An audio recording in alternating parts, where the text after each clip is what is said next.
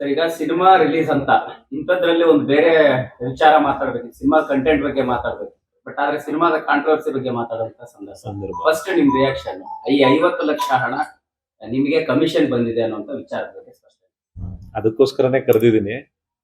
ಅಂದ್ರೆ ನನಗೂ ಬೆಳಿಗ್ಗೆ ಯಾವುದೋ ಒಂದೆರಡು ಖಾಸಗಿ ವಾಹಿನಿಲಿ ಅದನ್ನ ನೋಡಿದಾಗ ಎಷ್ಟು ಒಂದ್ ಕಡೆ 50 ಲಕ್ಷ ಅಂತ ಹೇಳ್ತಾ ಇದ್ರು, ಇನ್ನೊಂದ್ ಕಡೆ 75 ಲಕ್ಷ ಅಂತಂದ್ರು, ಇನ್ನೊಂದ್ ಕಡೆ ಯಾವುದೋ ಇದ್ರಲ್ಲಿ 1 ಕೋಟಿ ಈ ತರದ್ದೆಲ್ಲ ಬಂತು.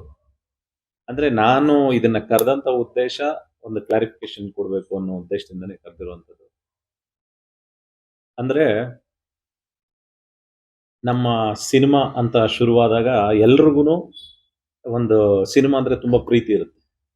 ಆ ಪ್ರೀತಿಯಿಂದನೇ ಎಲ್ಲರೂ ಕೆಲಸ ಮಾಡ್ತಾ ಇರ್ತೀವಿ. ಆ ಕೆಲಸದ ಮಧ್ಯದಲ್ಲಿ ಈ ತರದ್ದೇನೋ ಒಂದು ಡಿಸ್ಟರ್ಬೆನ್ಸ್ಗಳು, ಏನೋ ಒಂದು ಅಂದ್ರೆ ನಾನು ನೋಡಿದಂತದ್ದು ಒಂದೆರಡು ಯಾವುದು ಏನೋ ಕಮಿಷನ್ ಡೈರೆಕ್ಟರ್ ಅಂತ ಯಾವುದೋ ಒಂದು ಖಾಸಗಿ ಚಾನಲ್ ಅಲ್ಲಿ ಬಂತು. ಮತ್ತೆ ಅದಾದ್ಮೇಲೆ ಅರ್ಜುನ್ ಅರೆಸ್ಟ್ ಆಗ್ತಾರಾ ಅನ್ನೋ ತರದ್ದೊಂದು ಬಂತು.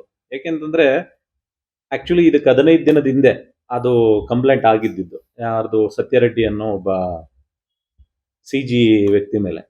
ಅದರಲ್ಲಿ ಇರುವಂತದ್ದು 2 ಹೆಸರು, ಒಂದು ಸತ್ಯರೆಡ್ಡಿ, ಇನ್ನೊಂದು ಸುನೀಲ್ ರೆಡ್ಡಿ ಅಂತ ಅಂದ್ಬಿಟ್ಟು. ನನ್ನ ಹೆಸರೇ ಇಲ್ಲದೆ ಇರುವಂತ ಒಂದು FIR ಕಾಪಿನ ಹಾಕಿ ಇವತ್ತು ಬೆಳಿಗ್ಗೆ ಒಂದು 2-3 ಚಾನಲ್ ಅಲ್ಲಿ, ಮತ್ತೆ ಇನ್ನೊಂದು ಯಾವುದೋ ಒಂದು ಇದು ಸಿನಿಬಜ್ ಅಂತ ಯಾವುದೋ ಒಂದು ಡಿಜಿಟಲ್ ಪ್ಲಾಟ್ಫಾರ್ಮ್ ಅಲ್ಲಿ ತುಂಬಾ ಕೆಟ್ಟದಾಗೆಲ್ಲ ಬರೆದಿದ್ರು. ಹಂಗಾಗಿ ಆ ವಿಚಾರಗಳಿಗೂ ನನಗೂ ಯಾವುದೇ ರೀತಿ ಸಂಬಂಧ ಇಲ್ಲ ಅಂತ ತಿಳಿಸ್ಬೇಕಾಗಿದ್ದನ್ನ ನಾನು ಹೇಳೋದಕ್ಕಿಂತ ಹೆಚ್ಚಾಗಿ ನನ್ನ ಲಾಯರ್ ಶಂಕರಪ್ಪ ಅವ್ರಿಗೆ ಹೇಳಿದೆ, ಈ ತರ ಆಗಿದೆ, ಈ ತರ ಸಿನಿಮಾದ ಟಿವಿಗಳಲ್ಲೆಲ್ಲ ಬರ್ತಾ ಇದೆ, ಈ ತರದ್ದೆಲ್ಲ ಮಾಡ್ತಾ ಇದ್ದಾರೆ ಅಂತ. ಅದಕ್ಕೆ ಬನ್ನಿ ಅರ್ಜುನ್ ಒಂದ್ಸತಿ ಕರೆಸಿ ಮಾತಾಡೋಣ ಅಂತ ಅಂದ್ಬಿಟ್ಟು ಅದಕ್ಕೆ ಬಂದಿದ್ದೀನಿ. ಹೇಳಿ ಸರ್, ಈಗ ನಿಮ್ಮನ್ನ ಇವ್ರು ಹೇಗ್ ಸಂಬಂಧ ಏನು ಅಂತಂದ್ರೆ ಕೆಲಸದ ವಿಚಾರದಲ್ಲಿ ವಿಚಾರಿಸಿದ್ರು. ಇವ್ರಿಗೆ ಎಷ್ಟು ದುಡ್ಡು ಕೊಟ್ಟಿದ್ದು, ದುಡ್ಡೊಂದು ವಿಚಾರಗಳು ಏನೇನಿತ್ತು ಅದು ಪ್ರೊಡ್ಯೂಸರ್ ಮತ್ತೆ ಆ ಸತ್ಯರೆಡ್ಡಿ ಅನ್ನೋ ವ್ಯಕ್ತಿ ಮಾಡ್ಕೊಂಡಂತ ಒಂದು ಅಗ್ರಿಮೆಂಟ್. ಅದ್ರ ಮಧ್ಯದಲ್ಲಿ ನಮ್ಮನ್ನ ಕರೆದು ವಿಚಾರ ಮಾಡಿದ್ದು ಯಾವಾಗಿಂದ ಪರಿಚಯ, ಹೆಂಗ್ ಪರಿಚಯ, ಇವ್ರು ಈ ರೀತಿ ಹೇಳ್ತಾ ಇದಾರೆ, ನಿಮ್ದು ಇದಕ್ಕೆ ರಿಯಾಕ್ಷನ್ ಏನು ಅಂತಂದ್ರೆ ನಾನು ಒಂದೇ ಮಾತು ಹೇಳಿದ್ದು. ಅಂದ್ರೆ ಒಂದು 4-5 ಹೆಸರುಗಳು ಹೇಳಿದಾನೆ.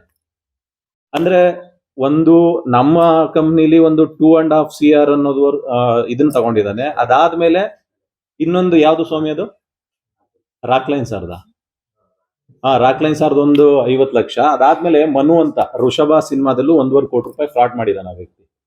ಅಂದ್ರೆ ನಮ್ಮ ಸಿನಿಮಾದಲ್ಲೇ ಒಂದು 4-5 ಜನಕ್ಕೆ ನೀವೇನೋ ಇದ್ ಮಾಡ್ತಾ ನಮ್ಮ ಸಿನಿಮಾದಲ್ಲೇನೆ ಒಂದು 4-5 ಜನಕ್ಕೆ ಕೊಟ್ಟಿದೀವಿ ಅನ್ನೋ ಒಂದು ವಿಚಾರನ ಅವ್ನು ಎಲ್ಲಾದ್ರಲ್ಲೂ ಹೇಳ್ಕೊಂಡ್ ಬಂದಿದ್ದಾನೆ. ಇದು ಸುಳ್ಳು ಅಲಿಗೇಷನ್ ಅಂತ ಅಂದ್ಬಿಟ್ಟು ಸ್ಟೇಷನ್ ನಲ್ಲೇ ಎಲ್ಲ ಎನ್ಕ್ವೈರಿ ಎಲ್ಲ ಮಾಡಿ ಇದಕ್ಕೂ ನಿಮ್ಗೂ ಯಾವುದೇ ರೀತಿ ಸಂಬಂಧ ಇಲ್ಲ ಅಂತ ಹೇಳಿ ನಾನು ಅಡ್ವೊಕೇಟ್ ಕಡೆಯಿಂದ ಬಂದು ಇವ್ರಿಗೆ ಹೇಳಾದ್ಮೇಲೆ ಅವರು ಕೂಡ ಇಲ್ಲ ಕರೆಸ್ಬಿಡಿ, ಇವತ್ತು ಒಂದು ಮೀಡಿಯಾನ ಕರೆಸಿ ಅದನ್ನ ಡಿಕ್ಲೇರ್ ಮಾಡಿ ಹೇಳೋಣ ಅಂತ ಅಂದ್ಬಿಟ್ಟು ಹೇಳಿದ್ರು. ಅದಕ್ಕೋಸ್ಕರ ಇದನ್ನ ಯಾವ ಸ್ಟೇಷನ್ಗೆ ಮತ್ತೆ ಯಾವಾಗ ಕರೆಸಿದ್ರು? ಪೊಲೀಸರು ಕರೆಸಿ ನಿಮ್ನೇನು ವಿಚಾರಣೆ ಕರೆಸಿದ್ರು, ಅಥವಾ ಈ ಘಟನೆ ಬಗ್ಗೆ ಎಕ್ಸ್ಪ್ಲೇಷನ್ ಕೊಡಿ ಅಂತನೋ, ಅಥವಾ ಇವ್ರಿಗೆ ಯಾರಿಗಾರು ಸಂಬಂಧ ಇದೆಯಾ ಅಂತನೋ, ಅಥವಾ ನಿಮ್ಮ ಈ ಸಂಸ್ಥೆಗೆ ವಿಚಾರಣೆಗೆ ಬನ್ನಿ, ಇದೆಲ್ಲ ವಿಚಾರಣೆ ನಡೀತಾ ಇದೆ ಅಂದ್ರೆ ಒಂದು 4-5 ಜನ ನನ್ನನ್ನು ಕರೆದಿದ್ರು, ನನ್ನ ಅಸೋಸಿಯೇಟ್ ಸ್ವಾಮಿನ್ ಕರೆದಿದ್ರು, ಪ್ರವೀಣ್ ಅನ್ನೋ ವ್ಯಕ್ತಿನ ಕರೆದಿದ್ರು, ನಿರ್ಮಾಪಕರನ್ನ ಕರೆದಿದ್ರು. ಅದಾದ್ಮೇಲೆ ಡಿಜಿಟಲ್ ಟೆರೈನ್ ಅನ್ನೋ ಕಂಪ್ನಿಲಿ ಮಾತಾಡ್ತಾ ಇದ್ದ, ಇದು ಕೆಲಸ ಮಾಡ್ತಾ ಇದ್ದಂತ ಯಾರೋ ಅವ್ರ ಹೆಸರೇನು, ಮಾರುತಿ ಮತ್ತೆ ಲೋಕೇಶ್ ಅನ್ನೋರ್ನ ಎಲ್ಲಾರನ್ನೂ ಕರೆದು ಎನ್ಕ್ವೈರಿ ಮಾಡಿದ್ದಾರೆ. ಯಾರ್ಯಾರಿಗೆ ಅವ್ನು ಕೊಟ್ಟಿದ್ದೀನಿ ಅಂತ ಹೇಳಿದಾನೋ ಎಲ್ಲಾರನ್ನೂ ಕರೆದು ಎನ್ಕ್ವೈರಿ ಮಾಡಿದ್ದಾರೆ. ಮತ್ತೆ ಕೊಟ್ಟಿರೋರು ಅದನ್ನ ಒಪ್ಕೊಂಡು ನಮ್ಗೆ ಇಷ್ಟಿಷ್ಟು ಕೊಟ್ಟಿದ್ರು ಅಂತ ಅಂದ್ಬಿಟ್ಟು ಅದನ್ನ ವಾಪಸ್ ಇದ್ರ ಏನೋ ಚೆಕ್ ಗಿಕ್ಕು ಕೊಟ್ಟು ಅದನ್ನ ಕ್ಲಿಯರು ಮಾಡ್ಕೊಂಡಿದ್ದಾರೆ. ಯಾಕೆ ಸರ್ ಕಮಿಷನ್ ಆರೋಪ?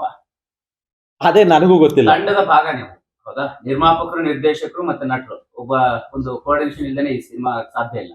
ಎಲ್ಲವೂ ಆಗಿದೆ, ಈಗ ಯಾಕೆ ಈ ತರದ್ದು ಅಂದ್ರೆ ಇನ್ನೊಂದು ಏನಾಗುತ್ತೆ, ಇವಾಗ ಕೊಟ್ಟಿದೀವಿ ಅಂತಂದ ತಕ್ಷಣ ಏನಾದ್ರೂ ಒಂದು ಪ್ರೂಫ್ ಅನ್ನೋದು ಒಂದು ಇರ್ಬೇಕಲ್ವಾ? ಹೇಗೆ, ಯಾಕೆಂತಂದ್ರೆ ಅದ್ 10 ರೂಪಾಯಿ ಅಲ್ಲ, 1 ಲಕ್ಷ ಅಲ್ಲ, 2 ಲಕ್ಷ ಅಲ್ಲ.